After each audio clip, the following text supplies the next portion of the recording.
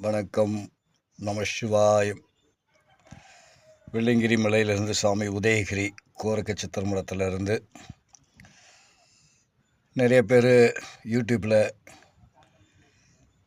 நிறையா வெள்ளிங்கிரி மலையை பற்றி தவறாக சொல்லிகிட்ருக்கிறாங்க. ஏன்னா மனசு வேதனைப்படுது. ஏன்னா அங்கே இருக்கிறவங்களும் யாருமே வெள்ளிங்கிரியுடைய வரலாறுகளை வெளியே தெரியப்படுத்தணுங்கிறதுக்கான அக்கறையும் யாரும் எடுத்துக்கிறது இல்லை. ரெண்டாவது, அங்கே இருக்கிறவங்களுக்கு வரலாறு முழுமையாக தெரியறதும் இல்லை.